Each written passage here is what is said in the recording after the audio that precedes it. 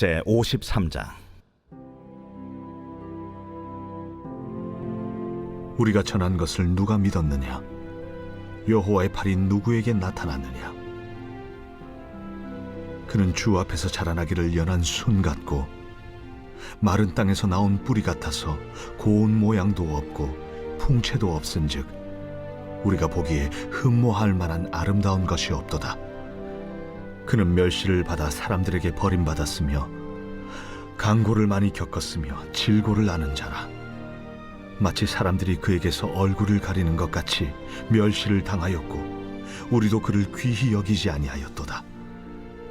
그는 실로 우리의 질고를 지고 우리의 슬픔을 당하였거늘 우리는 생각하기를 그는 징벌을 받아 하나님께 맞으며 고난을 당한다 하였노라. 그가 찔림은 우리의 허물 때문이요 그가 상함은 우리의 죄악 때문이라. 그가 징계를 받음으로 우리는 평화를 누리고 그가 채찍에 맞음으로 우리는 나음을 받았도다. 우리는 다 양 같아서 그릇 행하여 각기 제 길로 갔거늘 여호와께서는 우리 모두의 죄악을 그에게 담당시키셨도다. 주 예수의 이름을 부르면서 은혜 보좌 앞으로 나와 예수께서 고난 받으신 그것을 믿음으로 우리 자신에게 취하고 그 다음에 그것을 우리가 입으로 고백하고 선포함으로 하나님의 역사를 이루어 가기를 갈망하는 거룩한 성도님들 한 분 한 분에게 하나님이 예비해 놓으신 신령한 은혜를 성령과 말씀으로 풍성히 공급해 주셔서 오늘도 이기고 정복하고 다스리는 복된 하루의 삶이 되기를 예수 이름으로 축복합니다. 이사야서 53장 이사야 선지자는 정말 하나님의 계시의 영으로 충만한 사람이었던 것 같아요. 예수님이 이 땅에 오시기 전 700년 전에 사람이었는데 그가 그때 성령의 감동을 받아서 예수님이 고난 받으실 것을 이렇게 바라보고 그것을 기록해서 우리에게 이렇게 성경 말씀으로 주셨다는 것이 얼마나 놀랍고 감격스러운지. 그래서 고난 받으실 것을 미리 내다보고 그것을 말로 표현해서 글로 우리에게 남겨주신 거거든요. 근데 실제로 이 내용을 읽어보면 이사야 53장 같은 경우에는 글자 하나도 정말 귀하고 또 글자 하나하나가 그대로 이루어졌다는 사실을 우리가 알 수가 있어요. 그래서 우리는 이 말씀을 그냥 쭉 받아들여서 내게 주신 말씀으로 받아들이면 참 좋겠다. 다른 어떤 여러 가지 설명도 필요하겠지만 그래서 우리는 말씀을 흡수해서 드렸으면 좋겠다. 그런 생각이 듭니다. 여기 1절에서는 우리가 전한 것을 누가 믿었느냐? 여호와의 발이 누구에게 나타났느냐? 그렇게 하시면서 하나님의 팔이 나타났다. 하나님의 능력이 나타났다. 그 다음에 전한 것을 누가 믿었느냐 하면서 믿기를 촉구하면서 이 말씀을 우리에게 말씀을 하고 있어요. 자, 그런데 2절에는 그분이 고난받는 종으로서의 애모에 대한 얘기를 좀 하고 계세요. 애모. 그분은 연한순 같다. 연한순. 그런데 연한순이란 나무를 보면 밑둥 별로 가치가 없으니까 잘라버렸어요. 잘라버렸는데 그 밑에서 잘라버린 그 밑에서 새싹이 나오는 그것을 연한순이라고 그러잖아요. 여러분들 이것은 뭘 말하냐면 다윗 왕조가 하나님이 다윗 왕조를 하나님 계획을 하신 것이 있는데 솔로몬으로 인해서 하나님을 진노케 하는 우상 숭배를 하잖아요. 그래서 하나님이 징계하심으로 나라가 두 쪽으로 갈라지고, 갈라졌으면 정신을 번쩍 차리고 하나님을 찾아야 되는데 오히려 계속해서 우상 숭배를 하니까 두 나라 북이스라엘과 남유다를 다 망하게 하셔요. 망하게 해서 다 잘라버린 거예요, 하나님이. 그래서 거기 잘라버렸는데 거기에서 밑둥에서 연한 순이 다시 나왔다. 예수님이 다윗의 왕조로부터 연한 순이 나온 것을 말씀을 하고 계시는 거예요. 그래서 예수님은 다윗의 왕조의 왕으로서 이 땅에 오신 분이라고 마태복음에서 말씀하거든요. 그러니까 이 말씀이 그대로 이루어졌고, 그 다음에 마른 땅에서 나온 뿌리 같았다. 마른 땅. 이 마른 땅이라고 하는 것은 땅은 세상을 의미하기도 하는데, 이 세상이 너무너무 부패하고 타락을 했어요. 그런데 그런 가운데서 자라나신 예수 그리스도, 그 시대에 예수님이 태어나셔서 자라나셨을 때의 시대상을 우리에게 마른 땅에서 나온 뿌리 같았다. 그 다음에 겉으로 볼 때는 오늘 성경 말씀하기를 뭐라고 하냐면, 겉으로 볼 때는 고운 모양도 없다. 고운 모양도 없다. 풍채도 없고, 육체적으로는 예수님이 뭐 특별한 것이 없다라고, 그래서 흠모할 만한 것이 없는 분이다. 평범한 사람이었다라고 말씀합니다. 그러나 요한복음에서는 뭐라고 합니까? 그분은 분명히 사람으로 오신 분이시지만 그분은 말씀이 육신이 되어 오신 분이시고, 그분은 하나님 아버지와 함께 오신 분이고 은혜와 진리가 충만함으로 이 땅에 오신 분이라고 말씀하고 계십니다. 정말 비밀스러운 분이시고, 그래서 그분을 통해서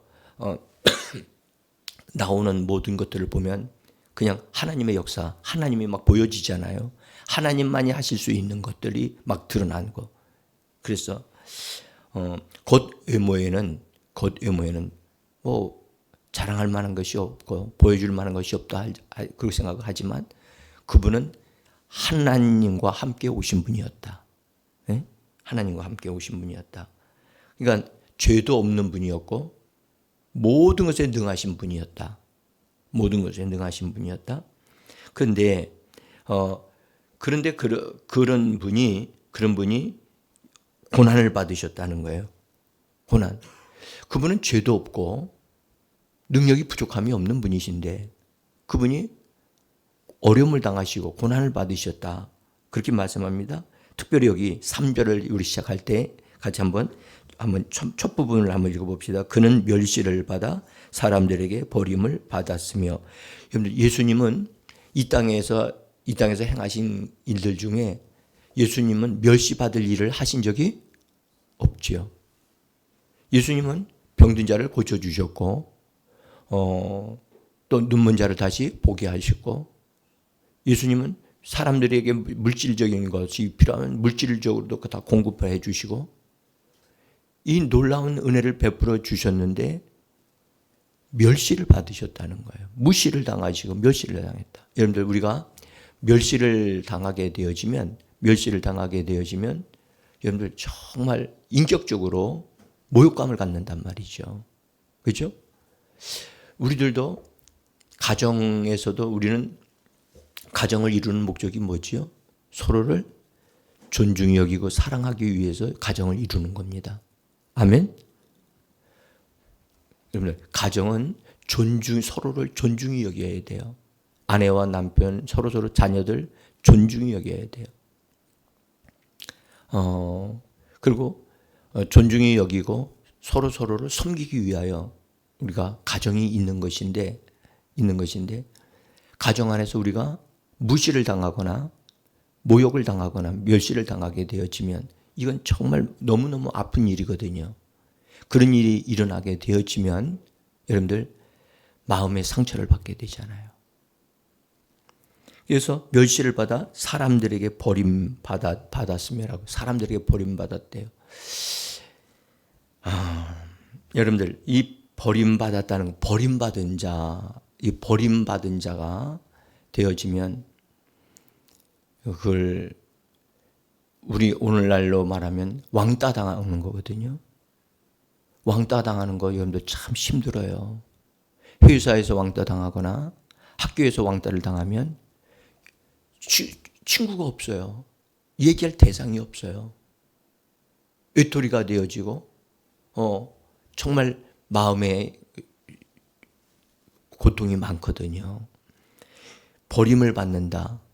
여러분들, 우린 인정을 받기 위해서 우리가 수고를 하고 일을 하기도 하지요.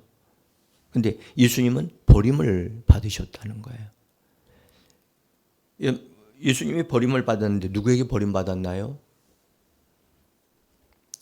놀라운 사실은 유대인들을 위하여 오신 구세주이시고 유대인들을 위하여 그분이 잃어버린 양을 찾기 위하여 오신 선한 목자라고 말씀을 하셨는데 유대인들이 다 버렸어요. 다 버렸어요. 버렸을 뿐만 아니라 배척을 하고 심지어 돌로 쳐 죽이고자 했던 것을 우리는 기억합니다. 그래서 버림받은 사람이 예수님이시거든요. 실제로는 버림받되 철저하게 예수님은 버림받으셨어요. 그래서 나중에 십자가에 달릴 때 하나님 아버지께로부터 인류의 죄를 짊어지고 하는 죄가 예수님의 등에 놓여 있었기 때문에 하나님도 외면하셨다. 그래서 예수님의 외치신 말씀이 나의 하나님 어찌하여 나를 버리셨나이까. 예수님이 버림에 대한 버림받은 것에 대한 아픔을 처절하게 느끼신 분이세요.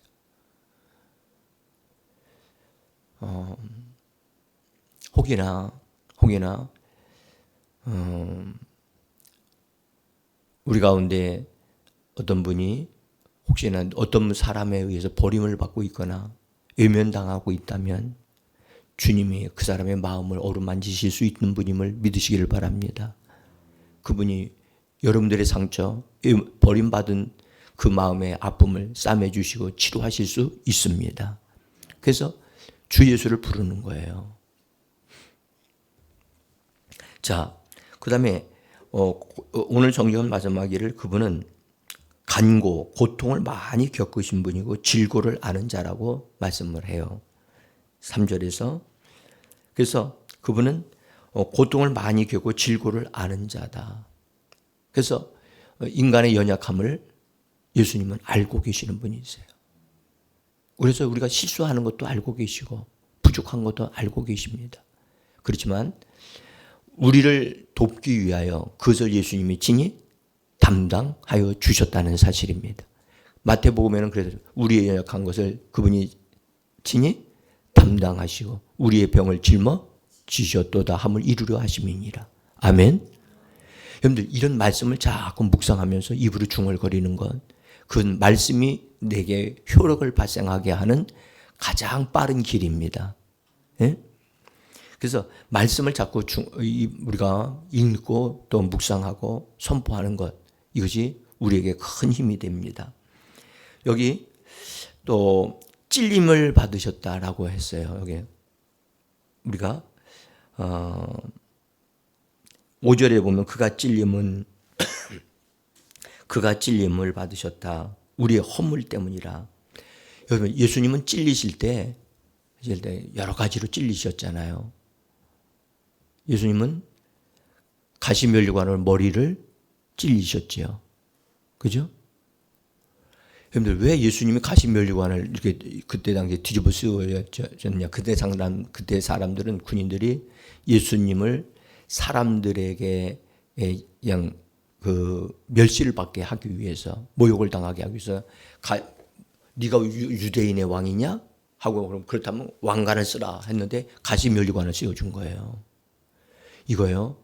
실제로 예수님은 그 심판을 받으실 때 내가 유대인의 왕이다 그러셨거든요. 정말 왕이신 분이신데 그 왕을 모욕을 주기 위해서 가시면류관을 쓰셨던 거예요. 그러면서 가시에 찔리셨고 또 하나는 그분은 못에 손에 찔리셨잖아요. 그죠? 그 다음에 또 하나는 창으로 옆구리를 팍 찔렀잖아요. 그 다 누구를 위하여 찔리셨다고요? 바로 우리를 위하여. 뭐라고 하냐면 그가 찔리심은 나의 허물을 인함이라. 나의 허물이 뭐냐? 여러분들 부족해서 잘못하는 것들 있잖아요. 허물. 우리들의 허물들이 있거든요. 응? 우리들이 하지 않아야 될 일을 함으로 인해서 그게 덕이 안 되는 행동들, 말들이 있잖아요. 그것들 때문에 예수님이 그걸 담당하시려고 찔리셨다고 하는 거예요. 찔리셨다. 우리 머리에 찔린 것은 우리의 생각이 하나님 보시기에 합당하지 않은 생각을 하는 거예요. 지금요, 여러분들, 지금 우리는 우리의 모든 생각을 사로잡아 그리스도에게 복종케 합니다. 그리스도인들은. 그죠? 근데 이 세상은 지금 여러분들, 세상은 원수 마귀가 세상 임금 노릇하고 있거든요. 그러니까 세상 사람들을 철저하게 사람들의 생각을 마귀화시키고 있어요. 너무너무 더러운 생각들, 너무너무 흉악한 생각들, 그런 생각만 하고 있는 것이 세상 사람들이에요. 마귀가 어쨌든 지금 우리가 생각하는 것 그 이상으로 여러분들 사람들을 타락시키고 있다는 사실을 꼭 아셔야 되고, 마귀가 노리는 것이 제일 노리는 게 뭐냐? 여러분들 가정을 파괴하는 거예요. 그리고 사람의 생각을 완전히 사로잡아서 생각이 부패하고 썩은 것이 되어지도록 하는 것이 마귀의 전략이에요. 근데 여러분들, 교회는 하나님이 세우신 가정을 세우는 것이 바로 교회인 줄 믿습니다. 그리고 성도들의 생각을 깨끗하고 거룩하고 새롭게 하게 하는 것이 바로 하나님의 말씀이란 말이죠. 그래서 여러분들, 조금이라도 잘못된 생각, 육신의 생각은 사망이라는 것을 꼭 기억하시길 바랍니다. 그래서 사망이 역사할 수 있는 생각을 허락하시면 안 됩니다. 조금이라도 허락하시면 안 돼요. 여러분들, 베드로가 어제도 우리 봤지만, 베드로가 주님은 나 고난 받아서 십자가에 죽는다 하시니까 그런 일이 일어나면 안 됩니다 하고 가로막았던 베드로의 자기 딴에는 선한 생각을 하는 것 같은데, 예수님은 사단아라고 말씀하시면서 책망하셨잖아요. 그래서 우리는 그리스도께서 우리를 위하여 찔리셨다. 그러므로 나의 허물들을, 나의 잘못들을 그분이 담당하셨다는 거. 아멘.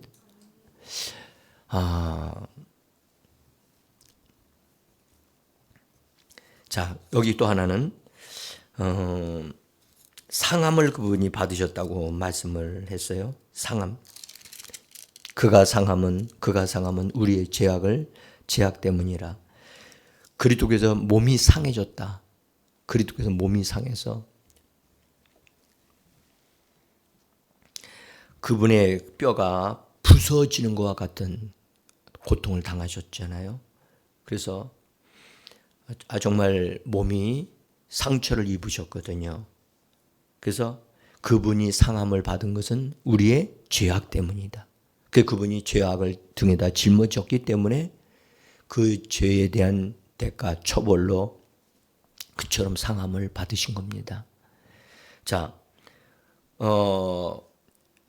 그래서 그리스도께서 우리를 위해서 그렇게 대신 그것을 담당하신, 그래서 대속제물이라고 얘기를 하는 거예요. 예수님을.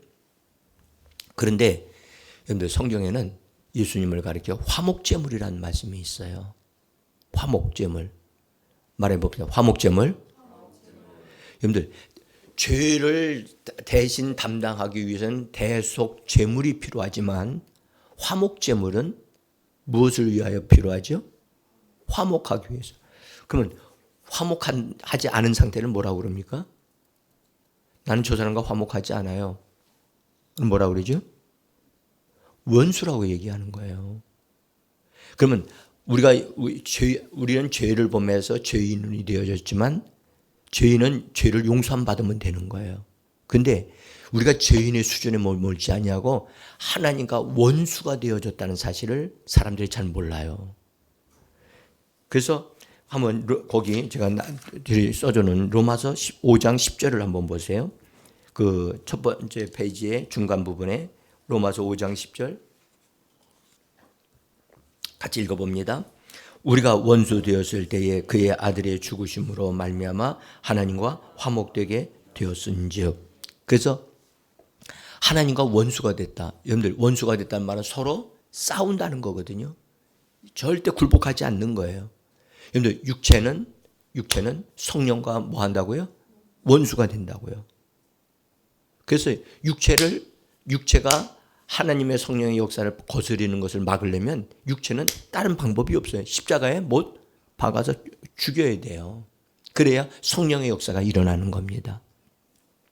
하나님과 우리가 죄인의 관계뿐만 아니라 반역을 해가지고 하나님을 향하여 대적하는 원수가 됐단 말이에요.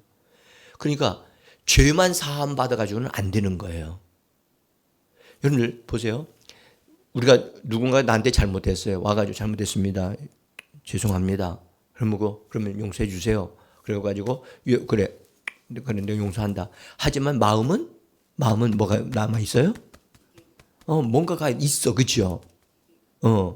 이것이 화목하게 되어지려면 화목 제물로 식사를 해야 되거든요. 그래서 용서를 했다고 하는 것, 용서했다고 하는 것에 대한 화목 제물이 바로 예수님 자신이라는 것을 우리는 아셔야만 합니다. 그래서 예수님은 속죄 제물도 되시길 뿐만 아니라 화목 제물도 되시는 분이십니다. 그래서 예수님은 자기 자신의 한 몸을 하나님 앞에 우리를 위하여 화목 제물로 드리셨어요. 그래서 하나님과 우리 사이에 그분이 계심으로, 예수님이 계심으로 하나님과 우리는 화목한 관계, 하나님은 우리의 아버지가 되시고 우리는 그분의 자녀들이 되어지는 것입니다. 자, 여러분들 예수님이 이 땅에 오셔서 이루어내신 이것들을 하나하나 살펴보면 너무 감동스럽고 감격스럽거든요. 오늘 6절까지 제가 여러분들에게 잠깐 봤는데 6절에는 그런 얘기예요. 우리는 다 양 같아서 그릇 행하여 각기 제 길로 갔거늘. 그러죠? 각기 제 길로 가. 근데 여호와께서는 우리의 모두의 죄악을 그에게 담당시키셨기 때문에 이제는 우리는 우리의 각자 길을 가는 것이 아니라 우리는 예수 그리스도를 따라가는 자들이 되어져야 할 줄 믿습니다. 우리는 예수님이 나의 길이요 진리요 생명이 되십니다. 오늘도 예수 그리스도와 함께 살아가는 저와 여러분들이 되어지고 예수 그리스도로 말미암아 사는 한 분 한 분이 되어지기를 예수님의 이름으로 축복합니다. 우리가 여기 이 말씀 다시 한번 읽고 우리 같이 기도하기로 합니다.